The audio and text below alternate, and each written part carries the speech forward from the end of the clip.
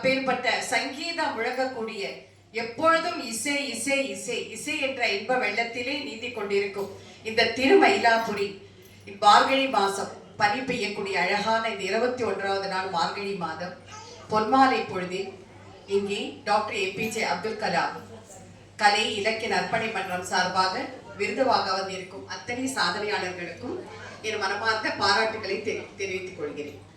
அதோடு உங்களுக்கு எல்லோருக்கும் என்னுடைய இனிய புத்தாண்டு ஆங்கில புத்தாண்டு நல்வாழ்த்துக்களையும் தெரிவித்துக் கொள்கிறேன். முதல்ல அவர் சொன்னார், எனக்கு இது 2வது முறையா இந்த நற்பணி மன்றம் மூலமா நான் அவார்டு வாங்கினேன். எனக்கு பரிந்துரை செய்தது என்னுடைய கடம் ஆர்டிஸ்ட் ராம்தாஸ் சார் தான்.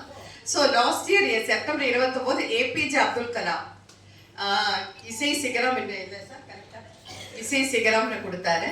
அப்புறம் இந்த வருஷம் திருப்பி கேட்டார், உங்களுக்கு நாங்கள் ஒரு அவார்டு கொடுக்கறதா இருக்கும், we have decided to give an award.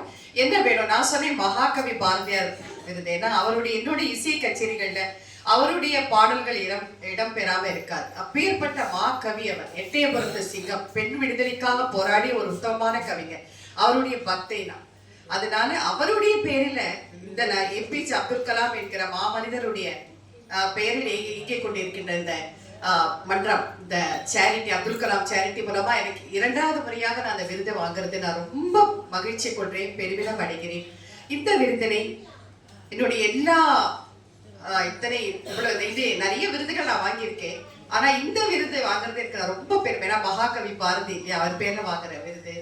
இந்த விருதை என் தாய் தந்தை என்னுடைய அத்தனை இதுக்கும் ஒரு துணையாக இருந்த தூண் போல இருந்த என் தாய் தந்தையருக்கும் என்னை செதுக்கிய என்னுடைய இசை ஆசிரியர்களுக்கும் என்னுடைய நலம் விரும்புகளுக்கும் நான் சமர்ப்பித்துக் கொள்கிறேன். என்னுடைய இனிய தை பொங்கல் நல்வாழ்த்துக்கள். இங்கு குழுவி இருக்கும் அத்தனை விருது பெறக்கூடிய சாதனையாளர்களுக்கும் என்னுடைய மனப்பூர்வமான பாராட்டுகளை தெரிவித்துக் கொள்கிறேன். நன்றி, வணக்கம்.